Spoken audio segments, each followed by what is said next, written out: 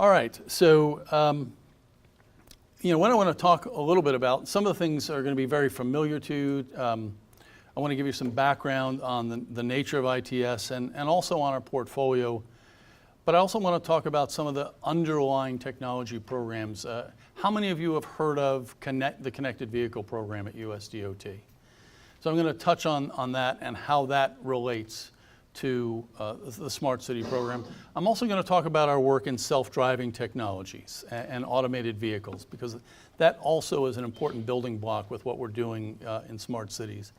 And then I want to spend about half the presentation talking about how we got into the whole smart cities concept, our initial thinking, and then talk to you about the award of that program, and then some lessons learned. But I want to manage your expectations up front. If you think I'm going to give you all the answers to how to run a smart city or all the lessons we've learned out of Smart City Columbus, you're going to be disappointed, because it is very much a work in progress at this point in time. And then I'll just talk about some of the things that we can do to help you pursue your interest in connected vehicles or in smart cities and intelligent transportation system technologies. Now, all of you, if you work in transportation, are familiar with these transportation challenges. These are at the core of what we focus on, and safety, mobility, and efficiency. And if you work in transportation and you track the statistics, you know that for 50 or 60 years, fatalities were coming down in the system. We really were engineering a lot of safety into the system. And if we still had the fatality rate that we had, say, in the 1960s, we'd be losing 150 or 200,000 people a year on the roadways instead of 37. 37,000 is still too large a number, and unfortunately it's ticked up in the last few years from about 35. I believe that intelligent transportation systems are key to reversing that upward trend, that the research and deployment into ITS systems will help us get back on that trend towards reduced collisions, reduced injuries, and reduced fatalities.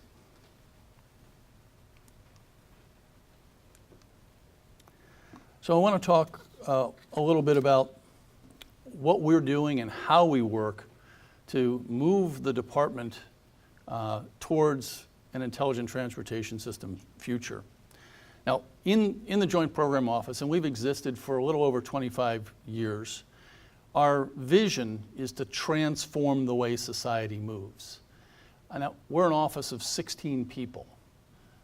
That's a pretty big vision for a group of 16 people who have $100 million a year in research money to try and transform the way society moves.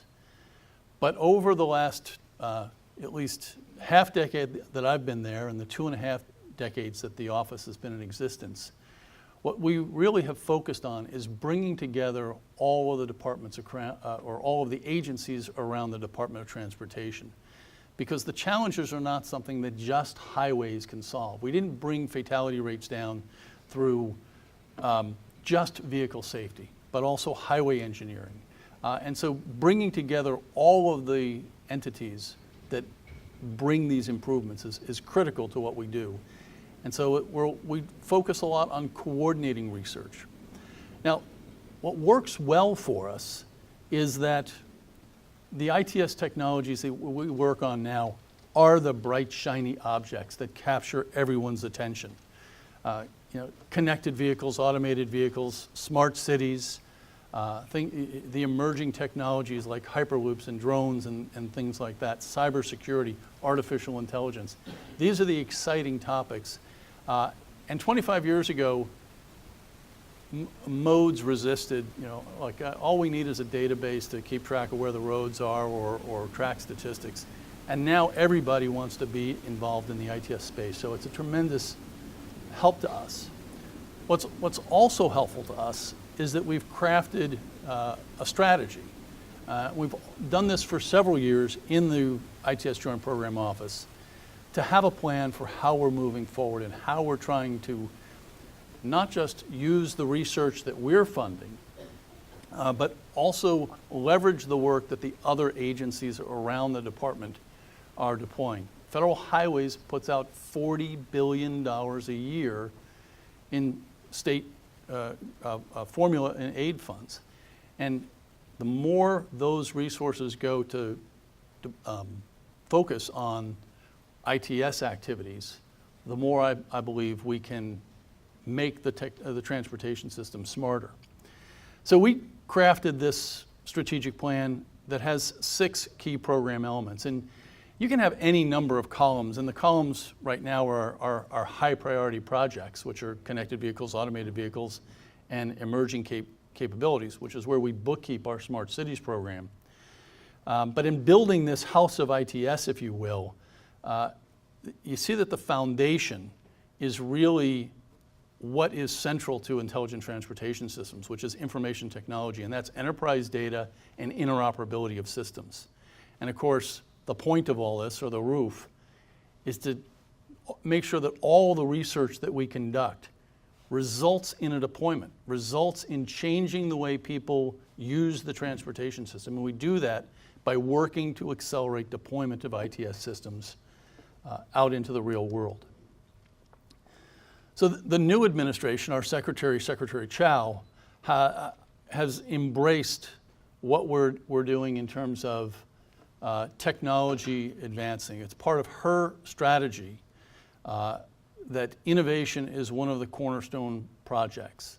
And I can't go anywhere without talking about connected vehicles and automated vehicles, and apparently the Secretary can't either. This is a quote from a G7 summit last summer in Italy, where she was talking to European colleagues about the importance of connected vehicles and automated vehicles and connected and smart infrastructure, which is, again, part of what we're trying to do as we work to create innovative systems in ITS for safety and mobility.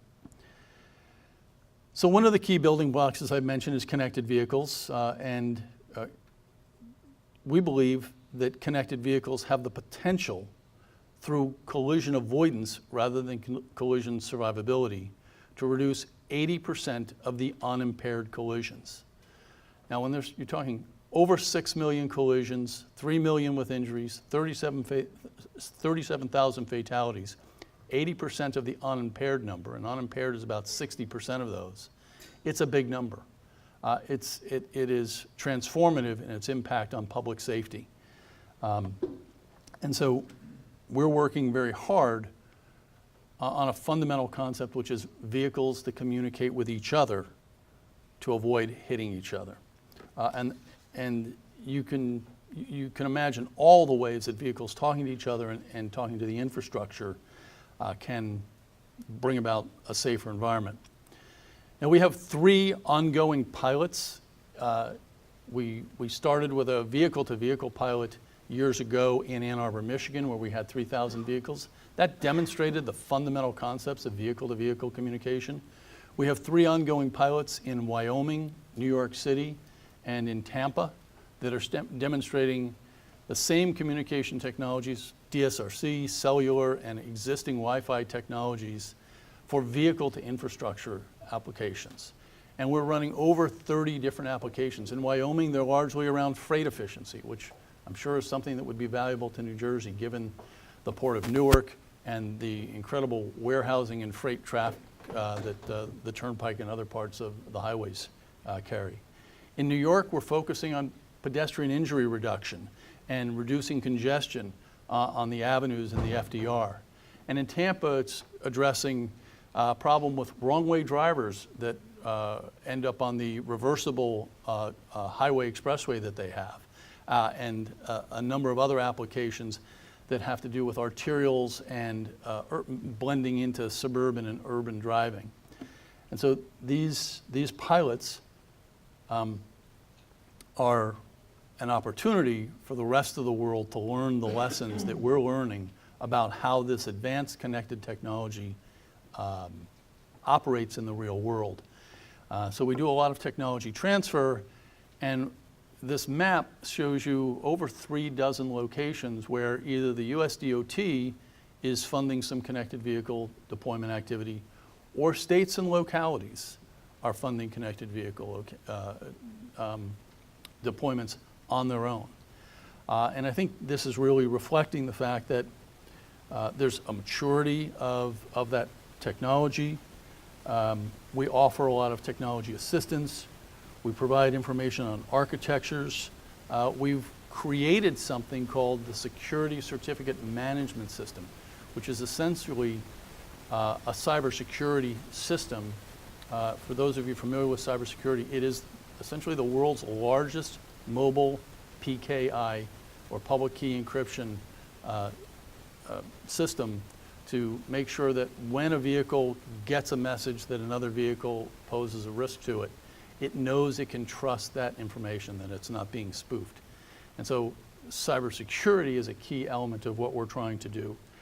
But we also, we're helping people deploy by putting out technical publications and created, in addition to the Security Certificate Management System, which is run by a private entity, not by the federal government, we've created essentially an underwriter's laboratory approach to certification of the kind of communication equipment that's necessary to connect vehicles. So again, third-party private sector companies can provide you the assurance that the technology, the vendors, the systems you want to deploy are certifiable in a way that a state acquiring that equipment, or an entity that wants to sell those, can guarantee to their customers that they're certified equipment.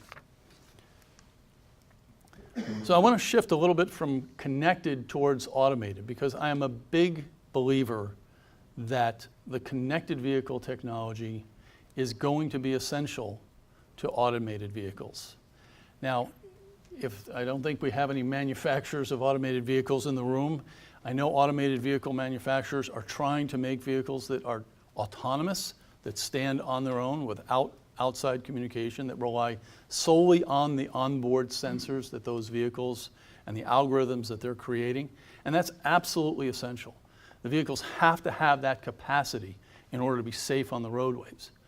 But when I think of the problems associated with autonomous vehicles that are just using their onboard sensors to change lanes, to merge, to cut through a truck platoon that might be blocking the exit for that vehicle.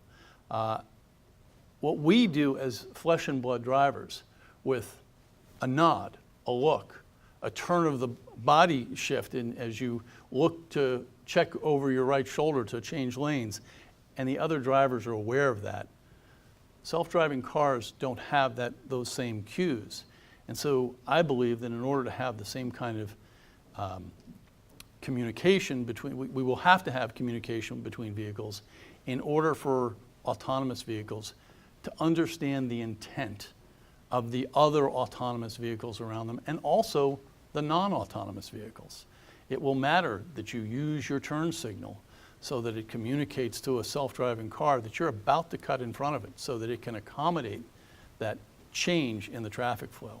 Because we don't want to go to a system where right now 94% of injuries and collisions are the result of human failure in most cases. Very few times do we have a mechanical failure that results in a collision.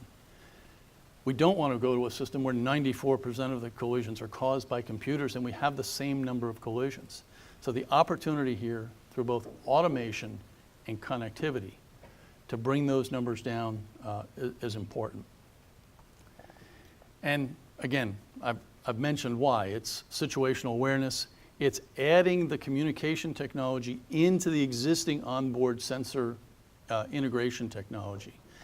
It's making sure that we have the cybersecurity and the interoperability designed in both for connected vehicles into automated vehicles. Now, the connected vehicle technology is much more mature today because we've been working on it a lot longer. But industry is putting hundreds of billions in every year into research on automated vehicles. So they are coming. And these are important building blocks in terms of underlying ITS technologies that are going to have an impact on smart cities of the future. So I'd like to talk a little bit about the Federal Automated Vehicle Policy 2.0. Over a year ago, in the previous administration, we put out the first automated vehicle policy document. And we didn't call it 1.0, we just called it the Automated Vehicle Policy Document. In September of 17, we put out 2.0, which is the new administration's view of automated vehicle policy. And as I've mentioned already, our secretary, I think this is probably her top technology area. And the deputy secretary is keenly interested in making sure that all of the department works together to have an integrated approach to automated vehicles, because they do see that this is an important technology that we have to work on together in order to get there. Now, they've identified as their approach a lot of interest in state and local and industry collaboration, a voluntary approach rather than a regulatory approach to advancing technology. But there's also an approach that includes technology assistance to states and to help make sure that as we work through advancing the different automotive engineering levels of automation, the levels 0 through 5, which go from essentially no automation to complete automation, where you can have a vehicle driving down the street without a human in it at all, might be repositioning or going to pick somebody up at level 5, to make sure that we remove barriers from industry that keep them from experimenting with and developing those technologies, but also that we help them to work together to make sure that as these systems get deployed, they're safe on American streets.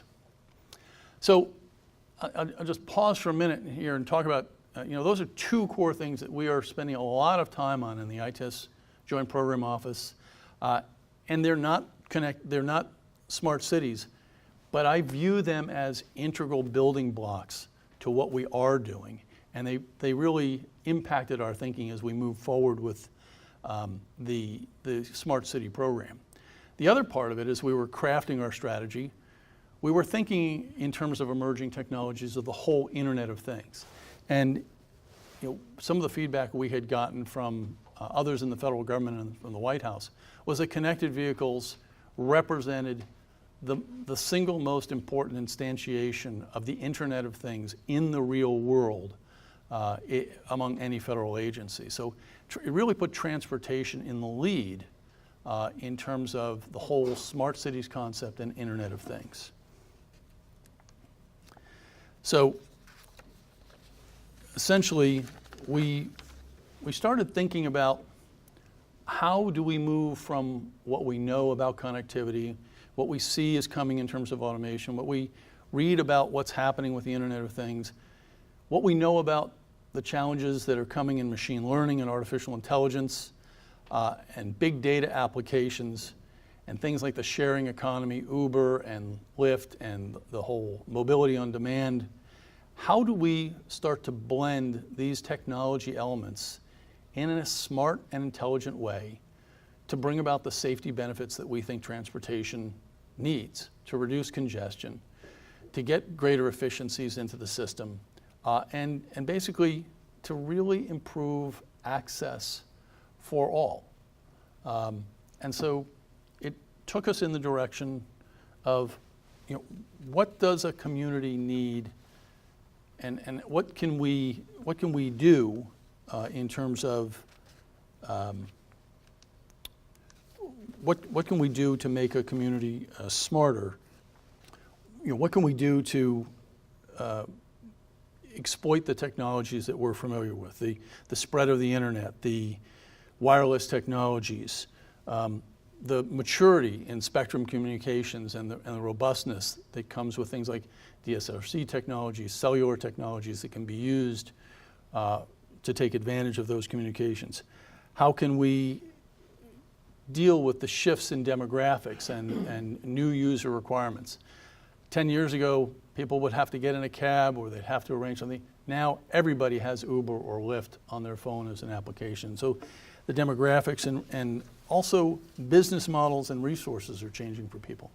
So we started asking, how can we use connectivity to make communities smart. And it took us to this smart cities concept.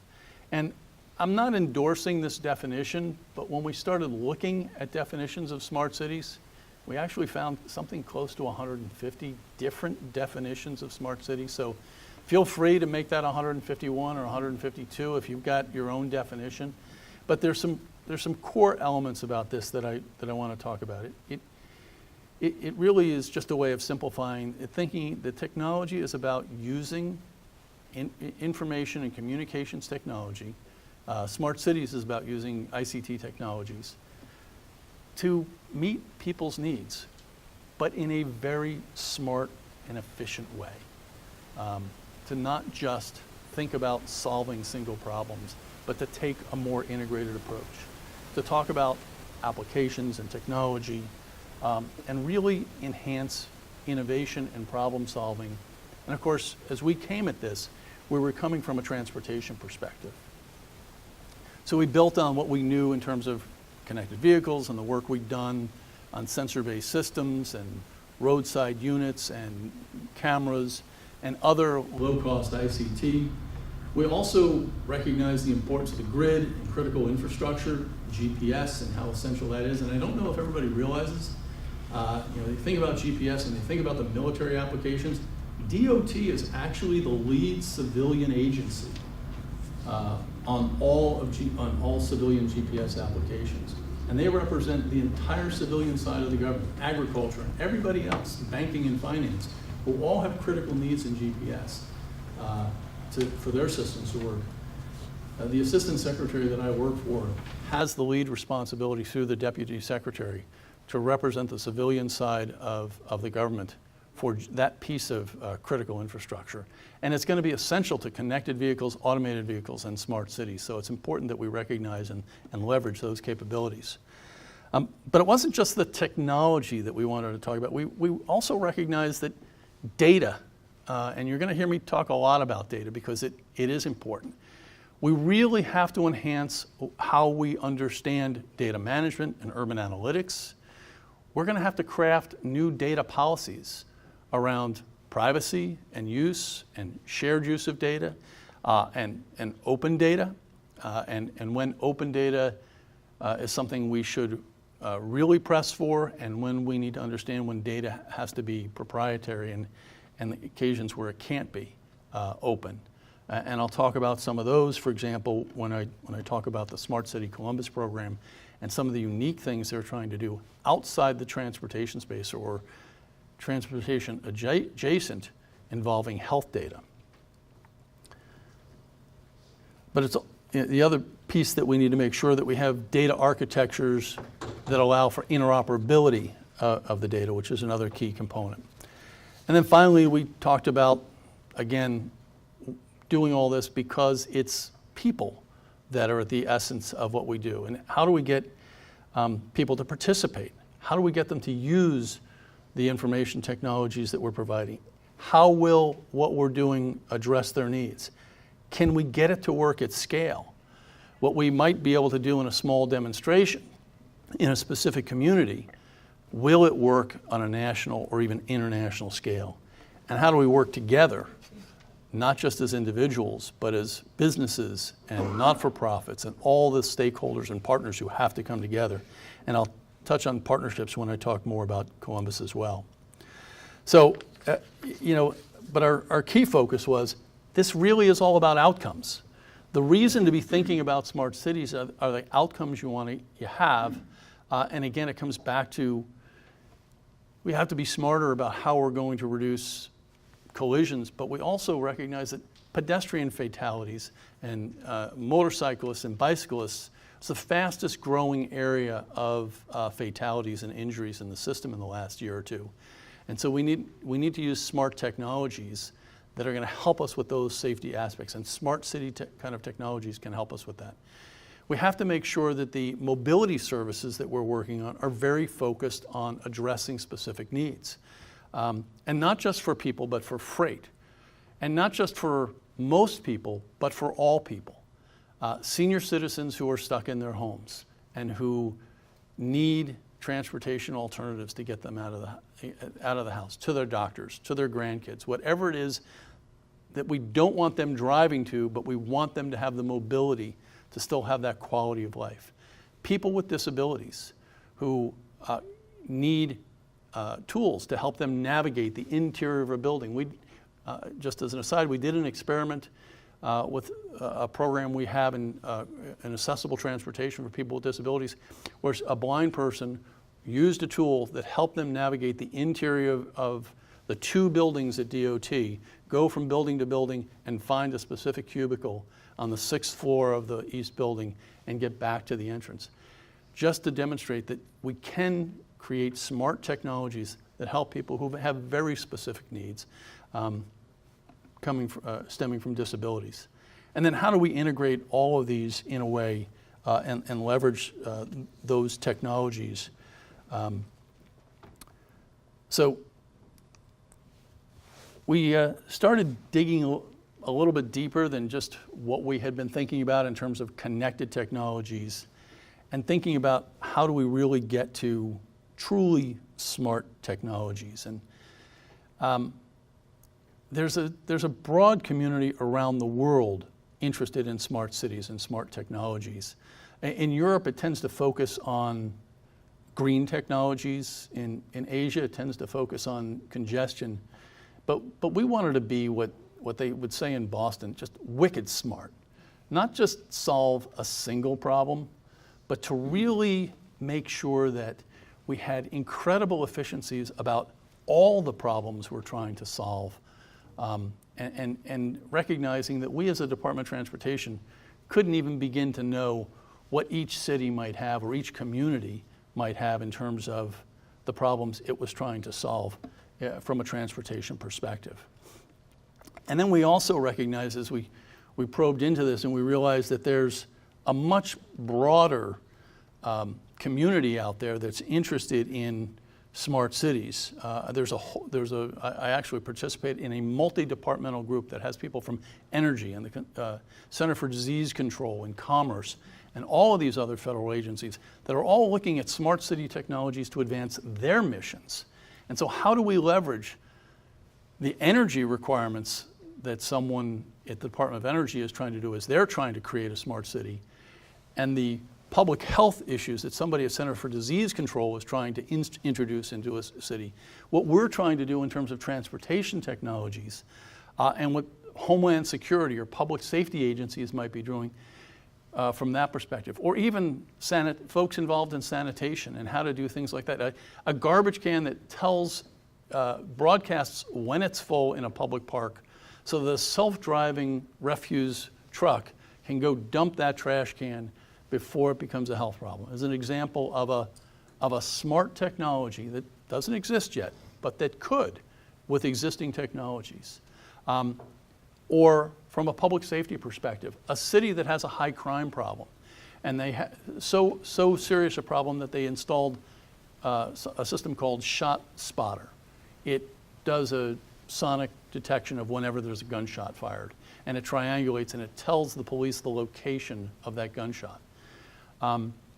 Being able to, rather than route that information through a dispatcher and have there be 2 or 3 minutes before the first police car arrives on scene, to automatically integrate that information into police dispatch so that the nearest 3 or 4 police cruisers can immediately respond, shaving minutes off of the response time to what may be, there may be someone who's injured and dying and needs immediate response, but clearly is a situation that calls for public safety presence.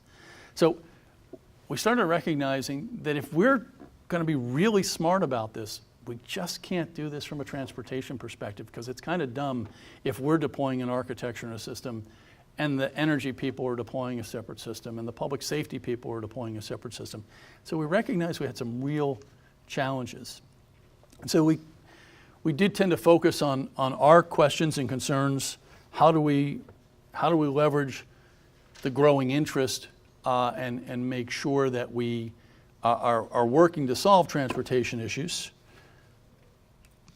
We thought about our strategies and applications, what we were going to do around traffic and shared use, how we were going to introduce new technologies, how we were going to make sure we involved all modes, and I can tell you that all of the modes at the department participated very heavily in this at the administrator level in terms of their participation. We talked a lot about data gaps and how those might have an impact, and we thought about taking a very traditional systems engineering approach and start writing data requirements, and we just realized we didn't have the capacity to imagine what all the smart city transportation requirements would be, and that there was a better way to do that. And so we thought, well, okay, where do we go from here? How do we harness all this? How do we coalesce our thinking? We recognize we have to identify what the cities need, because we can't possibly identify requirements unless we really get at the heart of what everybody might need to have a smart city. We have to figure kind of at the local level how they're going to leverage and explore the opportunities there. But we knew that there were a couple topics, and I've listed some of them here around urban automation and asset management and mobility as a service, and just some key concepts that we knew we wanted to get to. And so we coalesced into kind of a working vision around what we thought might be needed to get a smart city challenge out there. And that gave rise to the Smart City Challenge, where the Department of Transportation put out, and just the inside baseball on this is, once we decided to do this, within 70 days, we put the notice of funding opportunity out on the street. Every day, we had a new version of that NOFO. Every day at the end of the day, or at the start of the day, because sometimes people were writing till 2 in the morning, but every morning we started with a fresh version of the solicitation and how we were going to bring this challenge to be. Core to it were these 12 elements, which I think of as 3 elements: technology, data, and people. That's what Smart Cities has at their core. And we really identified some things that we wanted this challenge to do. We needed the cities to tell us what their transportation challenges were and how they were going to solve them. We had them to talk about their institutions and how they were going to get them to work together. We also needed them to talk about how they were going to make this reproducible. We limited the solicitation to medium-sized cities, because we know that there are opportunities in places like New York and LA to do smart city technologies, and you can go to private sector vendors who are selling those cities smart city technology solutions, and they're selling a lot of people technology solutions. And we knew that we couldn't get to critical masses if we just went to rural communities, so we thought if we go to the mid-sized cities, we're going to be able to get some solutions that we can scale in both directions, that we can move towards more suburban and rural communities, but that will be readily adoptable in large urban environments. So we had 78 responses to the challenge. People didn't have a very long time to respond. We had two bids from New Jersey, Newark and my hometown, Jersey City. We announced 7 finalists at South by Southwest, and you can see those are the cities in the dark cities: Pittsburgh, Portland, San Francisco, Denver, Austin, Kansas City, and Columbus. And of course, Columbus in blue was the winning city. And they weren't the city that brought the most number of partners or the most, between all of the cities, all 7 finalists, they brought $500 million in partnership money to the table. Columbus brought $90 million in their proposal.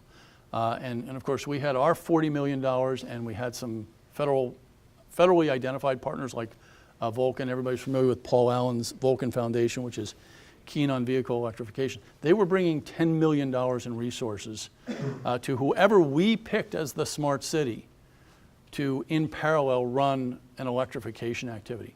Not with the federal dollars, but with their own private foundation money. They just wanted to leverage the concept of smart cities and bring electrification into whatever city won the US DOT challenge. And so they didn't play a role in selecting the city, but they do actually play a role in Columbus today. And so this whole notion of partnership is a key component. And I'm going to go a little quickly through some of these slides because this is what Columbus proposed back to us. They proposed 4 districts, 4 challenges, 4 technology challenges, and they were focused on 4 key areas: safety, mobility, efficiency, and jobs. I'm going to go, these slides will be available. These are slides that Columbus gave to us in terms of their view of what they wanted to do. You can see that there's a lot of equipment installation. There's a lot of project work here. Roadside units, 3,000 vehicles, smart street lights, 50,000 RFID stickers to help solve their parking problem downtown.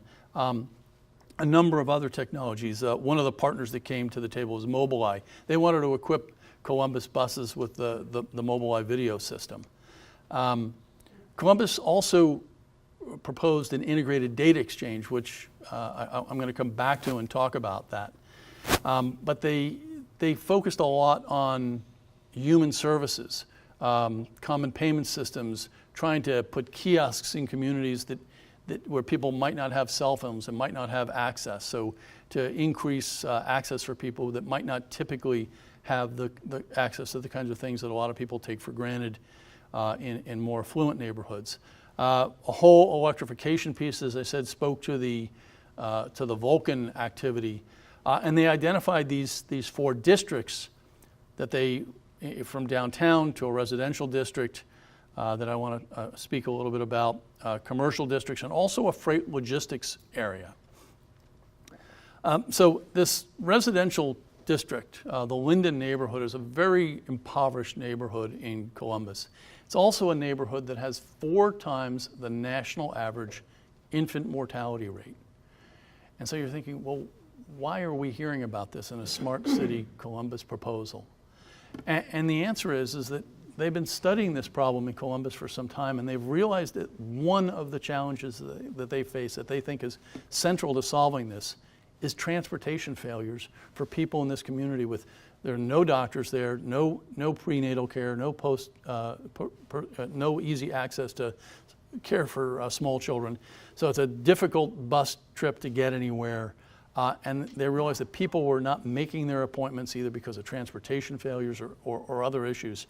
And they really think that they can tackle their infant mortality problem with transportation solutions. And that kind of thinking, that kind of view of recognizing that when you start bringing together technology and data and people, it's not just about the transportation system.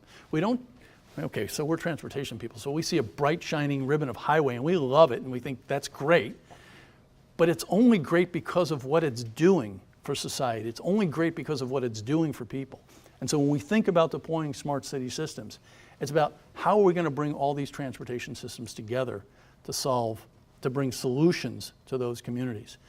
And again, I'm going to leave some of these slides with you here because I want to get to some of the other issues. But basically, they proposed a series of challenge and solution responses to us around how, in each district, the challenges they face around parking and how they were going to try and set up special event parking devices and how they were going to try and use ITS and smart transportation technologies. One that also resonated with us was the work in the logistics district, because they wanted to bring in truck platooning activities, which is an important activity that the Department of Transportation has been funding and that industry is trying to bring and is actively working to bring to American streets. So this is the part of the presentation, and I'm getting closer to the end here, where I want to talk about some of the lessons that we learned in Smart Columbus, and actually that sounds a little too conclusive. The lessons that we're in the middle of learning in Smart Columbus, because this is very much a work in progress. First, all those projects that I talked about, that I showed on the slides, any one of those projects could be done by any good city transportation public works department. It's not just about those individual projects. It's not just about getting smart street lights in, which is one of the things that Columbus proposed. But as they've gone through a reset, they've actually taken that out of the proposal. not because they're not going to do it, because they've started to do it even without our federal resources. They recognize they have the capacity to do it, and they can integrate it into their Smart Columbus solution. And so they're going to use local dollars to solve that problem, and so they're working on that. But the idea here is that these challenges, these projects are not what Smart Columbus is all about. All of these projects can be done. It's really how you start to integrate them. It's how you start to recognize that integrating multiple projects give you the opportunities to have measurable outcomes that you couldn't necessarily get through single projects, and trying to really take on the organizational structures. We all work in groups of people, and in city government, it's no different. And one of the challenges that they face is making sure that the public works people and the public safety people and the public health people are all working together. And so one of the things we've recognized is you've got to recognize the limits of your current organizational structures and capabilities. You've got to be prepared to muster the appropriate resources.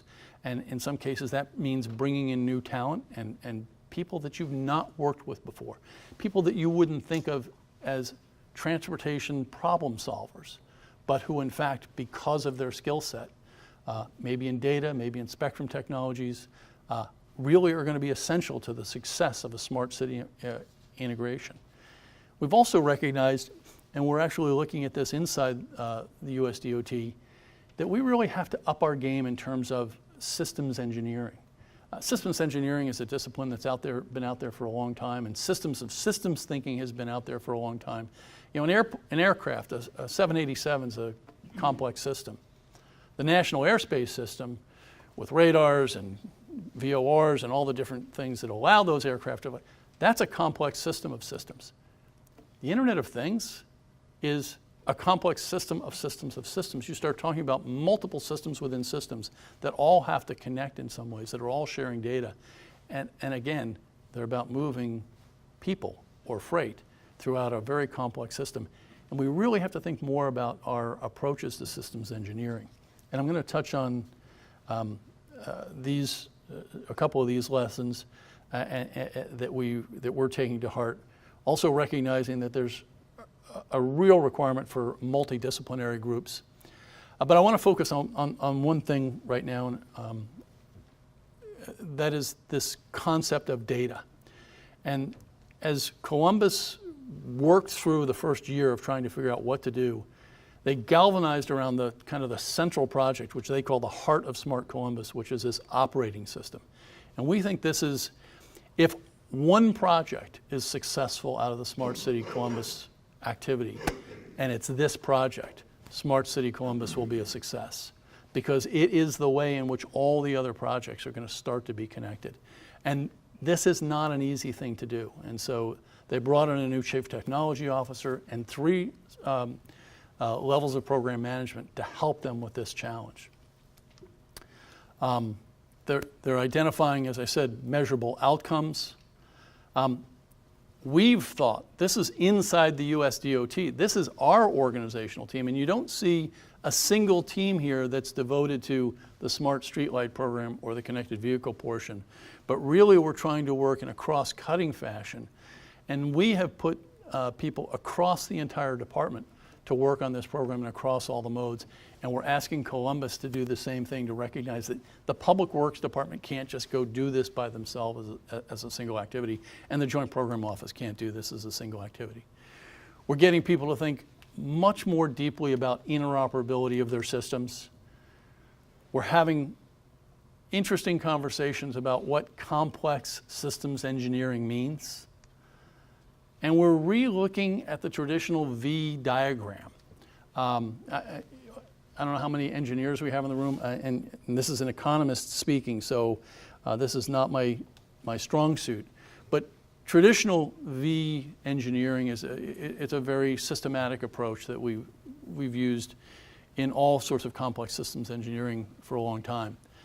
We've started to introduce the agile approach to engineering, because so much of what we're doing is data-based, is information-based, and because it is so fluid and flexible, we're picking up some techniques out of the software development community and what we used to call rapid prototyping and build a little, test a little, but with much more systems engineering discipline. So we've really started and gotten Columbus to start actually training their staff in Agile Scrum techniques, how to have the product owner, Scrum Master, and the development team run in these 2-week Agile sprints to develop a product, make sure it's mature, put it into their tool set, and move forward. And so we're actually finding that Columbus is starting to have some good success with this approach in combining it with the traditional V approach to build this system this operating system.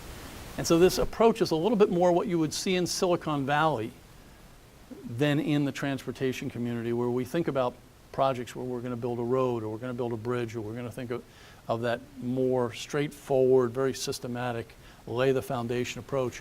This is a much more agile and flexible approach, and we're looking at how we can incorporate that into our thinking in the future. So I'm going to close up here in just a minute or two, but I wanted to let you know that if you are thinking about smart cities, or if I've said anything here that interests you about the ITS portfolio, that there's a lot that the Joint Program Office has to offer, which is we are in the process of recrafting our 5-year vision. We offer technology assistance to state entities and others, and provide a wealth of information. We offer a reference architecture and a set of tools that are available to anyone. We can help represent you with standard setting organizations, and we also offer the world's largest free professional capacity building program and training program in intelligent transportation systems. And those courses used to be only available in class. We now do so many online engagements. We've gone from reaching 700 people a year to tens of thousands of people a year with training modules, and so I encourage you to take advantage of them. And with that, I'll close and say it's a pleasure talking to you. If you have any questions, I'm happy to answer them, and stay connected to what we're doing in the Joint Program Office and U.S. Department of Transportation. Thank you. So since we're recording this event, if you have questions, I'm going to bring the microphone over to you, but still speak loudly. First of all, the detail. There's 72 communities in the United States named either Columbus or Columbia. I assume this is Ohio? Yes, Columbus, Ohio. Sorry. Thank you very much. And there's two issues that I would point out that I don't think have gotten enough emphasis. One is the digital divide. You're going to have for years a lot of people not completely connected, and you're going to have to accommodate these people within your system, and they will not be fully directed, and that has to be thought of. And the other is maintenance, where we have a system where we can't keep our bridges up or potholes filled, and you're adding a lot of extra technology, and you're going to have to make accommodations to make sure that it's maintained and updated properly, and the resources for that will have to be found. These are things that need to be thought of a little more. Sure, and so let me touch on those. One, I'm sorry I wasn't clear that it was Columbus, Ohio. Two, absolutely you're right about the digital divide, and I kind of glossed over it fairly quickly in some of what Columbus proposed. Some of the partners we brought into the mix were a firm called Sidewalk Labs was one of them. The idea was to bring in kiosk technology to communities that where there might not be a prevalence of smartphones and internet connections, to bring those kind of technologies into communities. Columbus wasn't the only city that talked about the digital divide. And we recognize it's a big challenge. There's only 50% penetration of smartphones, or a little over 50% penetration of smartphones. And you can't just say, well, if you don't have a smartphone, you're out of luck. So we've got to recognize that. And we did recognize that going in. And your Maintenance. Oh, and the maintenance issue. Well, one, the pothole issue. I found a couple of those on my way up here. Exactly. And they're solving them, isn't necessarily a high-tech solution, but let me tell you how ITS systems can help you with your pothole problem. In Boston, they created a system called Street Bump that the accelerometer in your phone, and I left mine over there, triggers when your car hits a pothole. And when enough people are running that app, it reports back to the Boston Public Works Department that there's probably a pothole at that location.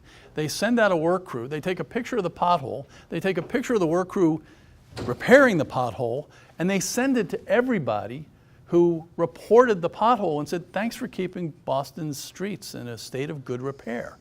And that technology, that software cost them $100,000 to develop the software. But if you can get to a little pothole before it's a big pothole, or before it impacts, say, the utility infrastructure underneath, you can save a lot of money. So you can use ITS systems to help you even with the more mundane things like potholes. Yeah. And the way you solve the problem of the maintenance of the systems is you have to be smart about this. You have to put in systems that are modular. You have to put in systems that are upgradable. The technologies that we're talking about are going to change. Systems that go in RSUs are going to be, those boxes are going to, you probably have some in New Jersey that are 40 or 50 years old. But I doubt if all the equipment inside is 40 or 50 years old. And you've got to recognize in the kind of technology environment we're facing in the future, you've got to have the ability to change that out fairly quickly and at low cost. Well, it's the money. Right. Well, I'm an economist, but I'm not sure I can solve the money problem for you.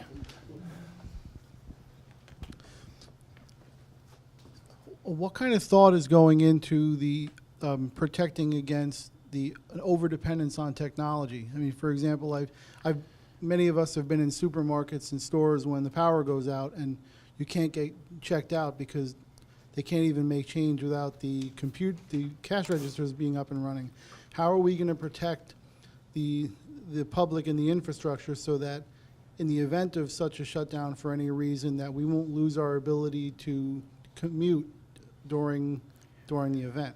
Yeah, again, it's a topic that I think we always have to think about is how resilient is the system?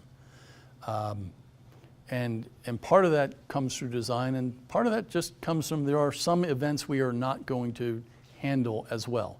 When a hurricane floods your subway system, you're not, I don't care how resilient your system is, you're not going to be running cars that day. When the streets have 2 feet of water, you're not going to be sending cars through them. So part of it has to do with how quickly can you recover from that. I do recognize that there are certain vulnerabilities with a wholly automated system. If the power fails, or if there's a failure that requires human intervention, and some developers of self-driving cars are looking at intermediate steps where there can be remote intervention to help a self-driving car, for example, get around an obstacle that it might not be programmed to handle, or, for example, to violate the law under police direction. There's an accident, the police officer is going to tell you to drive onto the median and go around it. The car's programmed not to drive on the median. And so in this case, you could have an intervention remotely authorizing it in a geofenced area for you to break the law at police instruction to get around this problem, or to go the wrong way back down a ramp because the police are clearing a backed roadway, or those special circumstances. So there are a lot of circumstances that I think you just have to design resilience in, and you have to have ways of resetting the system. And that happens to us now without automation. We're going to have to continue to build those capabilities in the smarter our systems get.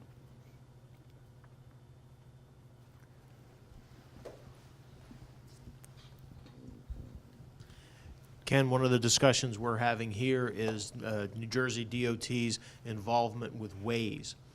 On a bigger picture, how do you see that relationship developing between the governmental agencies that are operating or owning all of the systems out there and these companies, private individuals, private companies that have a different way of doing things? So one of the things I didn't say it, but one of the things we're learning is, and I think this is important for state DOTs, and when I talk to people from AASHTO, for example, I always say this: don't undervalue your data. recognize that it's important.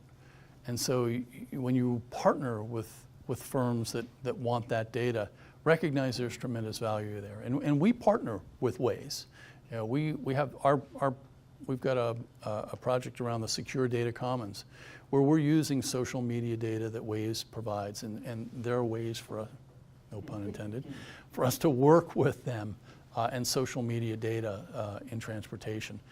So I think it's important that you know the value of what you're using, that you be careful about the contracts you get into with private sector entities. You know the value that they're providing, and recognize that there are times when it makes absolute sense for you to go out to a private sector vendor and have them process it for you. Rather, you outsource certain things, and there's certain things that you want to keep inside because they're integral to your operation. Or in some cases, maybe they deal with data that you are not comfortable sharing with a firm that is in the data business. So I think that's part of the new partnerships and business arrangements we have to think about.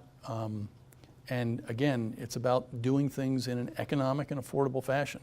If the private sector can do it better, faster, and cheaper, and you can afford it, then let them do it.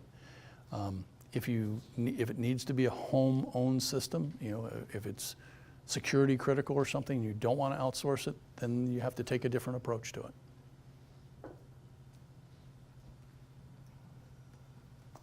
Yes. How much longer will the program run in Columbus? How much longer will the program run in Columbus, and have they started to realize benefits in safety, congestion, pollution? The program is envisioned as a 4-year program, and now they're still they're not really in the technology deployment phase, so they haven't seen benefits from the deployed systems because they haven't put them out yet. So they're still very much in those preliminary stages. Even on something that we are very familiar with, like connected vehicles, we went through over a year of planning, followed by 18 months of deployment activities for those 3 pilots that I mentioned. So we're just starting to see benefits, for example, from Wyoming, and that's a project we started 2 years before Columbus. So no, we haven't seen those kind of benefits. I will tell you that since Columbus won the Smart City Challenge, they've gone from being the 15th largest city to the 14th, and I take complete credit for that. The hotel business in Columbus is great because everybody wants to have their Smart City Conference in Columbus, Ohio, because it's this nexus for community. So I don't think we can claim those as measurable benefits, but the city has become this mecca for smart city conversations. So much like the train, where there's, you know, 1 person on the track and 5 people on the other track, and which do they hit?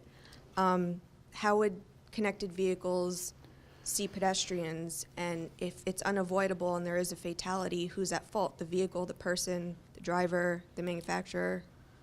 Okay, a couple questions there. I won't so much get into the liability questions because I'm not a lawyer, I'm an economist. But there are a lot of lawyers thinking about the liability questions. Not so much with regard to connected vehicles, because keep in mind, in connected vehicles, you have a human operator still driving the vehicle. With an automated vehicle, you have a machine that may have taken over, and so the liability shifts. When you've got a vehicle that is getting a warning that someone's turning left across your path or there's a pedestrian in front of you, it's still incumbent on the human driver to take that information, press the brake, and not hit the pedestrian. So that issue, the liability, really doesn't change much under connected vehicles. Whole other story on automation. How can connected vehicles help you see a pedestrian?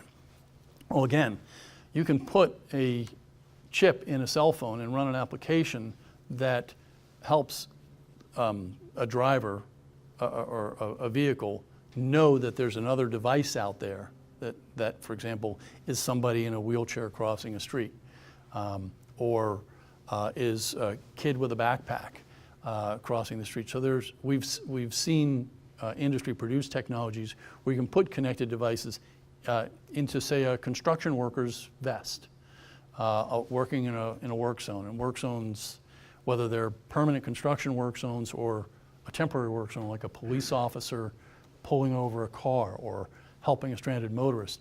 I view that as a temporary work zone.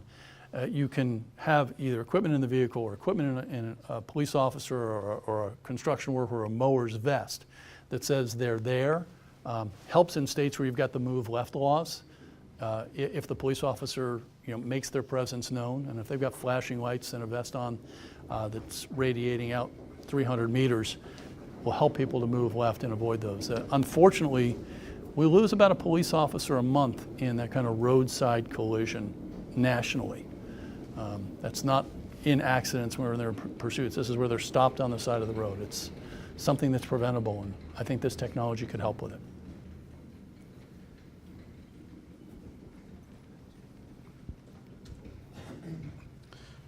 When speaking of the proprietary companies being involved, what kind of legal contingencies are being looked at just in case a very popular a company with a proprietary solution goes under, so that you don't have to reinvent the wheel to get the technology back up and running?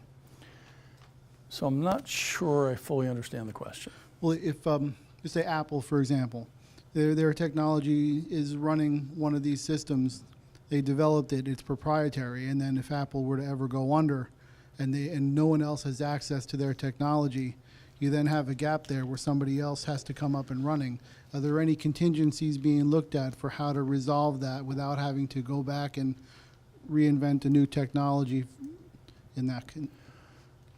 Well, yeah, I don't know that I can answer that question in terms of, I don't see necessarily a critical dependency on any one firm.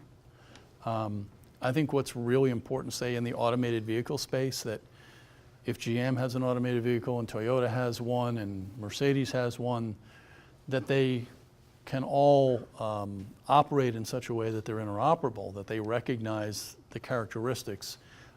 But say any one of them went away, well, you would just buy a different manufacturer. If somebody is a software producer or device manufacturer and they go away, you would buy new manufacturers.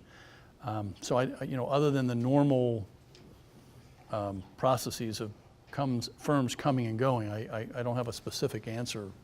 I don't think that's a unique problem in transportation necessarily. I would like to know your opinion on. So we have connected vehicles, right? Autonomous vehicles. So do you think our roads or our infrastructure is fit for these vehicles, or do we need to update our roads as a smart roads or smart infrastructures side by side? So I would like to know USDOT thinking on smart infrastructure. So I don't know that I can't speak from a complete policy perspective here on what our whole smart infrastructure approach would be. You're probably aware that we have just put out there's a new infrastructure plan coming out, but I would say yes, we absolutely believe in smart infrastructure. Now, as to a policy around, say, connected vehicles or automated vehicles, I think a lot of those policy issues are still under development. I mentioned the Federal Automated Vehicle Policy 2.0 that came out in September. It's not a secret. Our secretary has said she wants to get AVP 3.0 out this year, which I take to mean this fiscal year, but maybe it's this calendar year. I can tell you we are all working on it. So, and so it's going to be address multimodal issues and some of those things. But I don't know how specific it's going to be as to the smart infrastructure. But clearly we believe in smart infrastructure in addition to traditional. The phrase is that the data is the new oil, and the data is going to be as important to transportation as cars and asphalt. And so that data is there because of the smart infrastructure piece. So I think there's a lot of work that has to be done. You also asked another question there that, I can't answer, which is the relationship between vehicle manufacturers and the roadway. If a vehicle manufacturer wants to have certain infrastructure requirements, if they require fresh lane striping, that may be a limitation. on whether or not that vehicle can achieve level 4 or level 5 or whatever level requires that out of the infrastructure.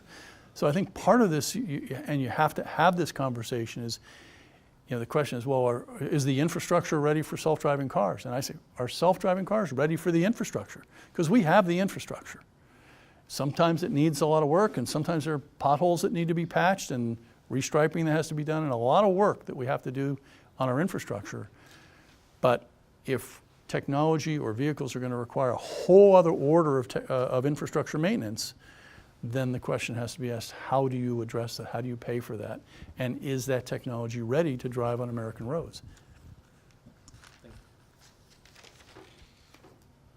Oh, there we go. I was trying to see where the mic was. I just wanted to verify with you that I have this straight, and I don't know if anybody else is confused, and I think I figured it out. Just the difference semantically between autonomous and automated. Let me see if I'm correct. And I see automated as a means to get to autonomous, I guess. Autonomous would be a level 5 automated. Is that correct? So there's a lot of discussion on these definitions. So I guess I see it a little differently. To me, autonomous is something that is walled off. It relies solely on its own resources to navigate.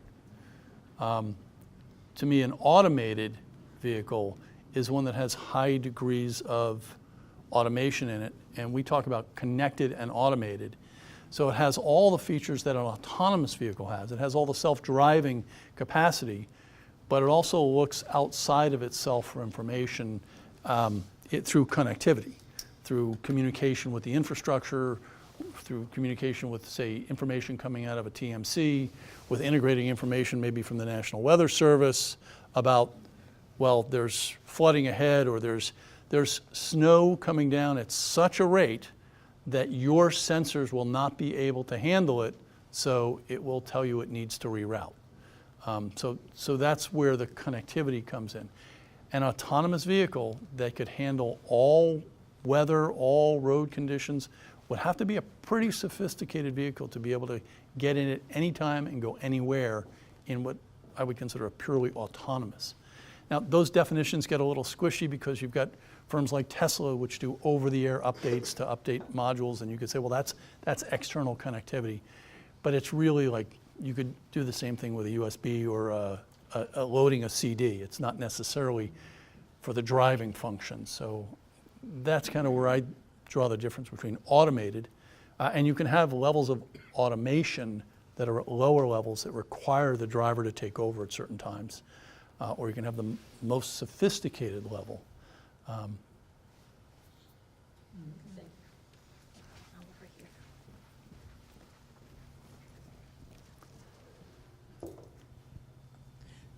Good afternoon. Piggybacking on what you're just discussing, like with Tesla, one of the biggest concerns when we research and look at things is a lot of the car dealerships were manufacturing cars to be autonomous. I guess they're moving more towards automated.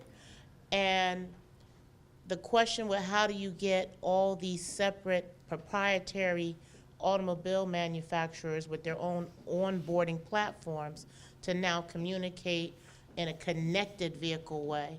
I don't know where we are as a regulatory institution, state and federal, on how we're going to set ground rules of a universal platform that's going to be required, because that's kind of coming after they've already started the technology of developing their autonomous or automated vehicles. Sure. So let me break that down a little bit. Again, we get back into some of the definitional questions around autonomous or automated, and they mean different things to different people, and I don't want to get too hung up on that.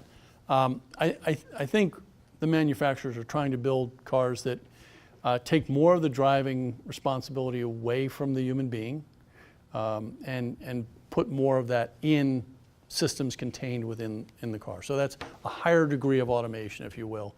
And I think a lot of manufacturers are going in that direction. We want to make sure, and this is why we have things like the Federal AV Policy 2.0 and 3.0 that'll come up. We want to make sure we're giving that manufacturing community guidance and an understanding and input as they go about conducting their business of trying to create better products for the American public that helps them introduce the technologies in safe ways on American roads, without telling them necessarily how to build cars, because that's not what we do. That's what they do. In terms of the connectivity piece, there is a pending rule around, for example, vehicle-to-vehicle communication. And frankly, I don't know where that rule is going to go. It's possible that that rule will go through. It's possible that it won't. It's also possible that the private sector will say, well, there's a technology we can use, or they may decide that there are other technologies that are coming in the future that they want to wait for. Everybody loves to talk about 5G. There are no vehicles that I know that can drive around using 5G communicating to each other, despite the fact you may be able to buy a plan that's called by your cell phone manufacturer as a 5G plan. A lot of the standards for that have not been completed yet. So there will be technology evolution. There are ways to do that through regulatory approaches and through voluntary cooperative approaches where the manufacturers agree to use technologies that are interoperable. And I think that's true with both regard to connectivity and with automation. And not just interoperable between the vehicles, but between the vehicles and things like signage and lights and other aspects that they have to, automated vehicles have to deal with in the environment.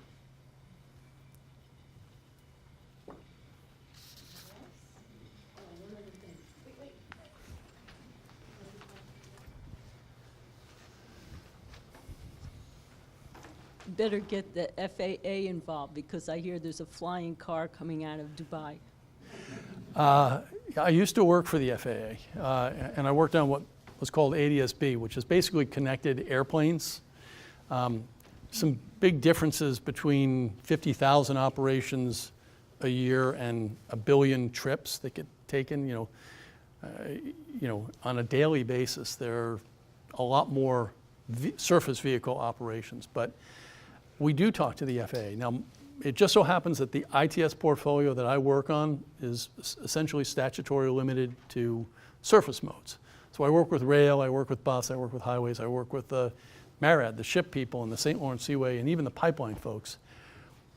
But we know people at the FAA, and we continue to talk to them because we're concerned about communications and spectrum, GPS, cybersecurity, and we're all dealing with complex systems engineering. So there are commonalities in the issues we deal with. And I have heard about that project out of Dubai, and somebody was telling me that they had heard, I think it was this gentleman right here who was saying he'd heard that somebody was either had filed for or was going to file for requests for domestic operation inside the US. So I do think technology will always continue to advance, and we will be challenged by that, and we have to figure out ways to embrace it.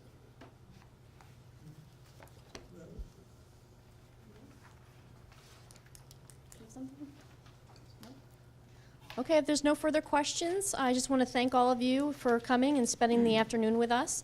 And also thank you to Ken Leonard, our speaker, for sharing that information with us. And his presentation is going to be on our tech transfer website, which is NJDOT.techtransfer.net. And I believe all of the registrants will also be informed of that link. And also, if you could take the time to fill out your evaluation forms before you leave, we would really appreciate your input. Thank you very much. Thank you.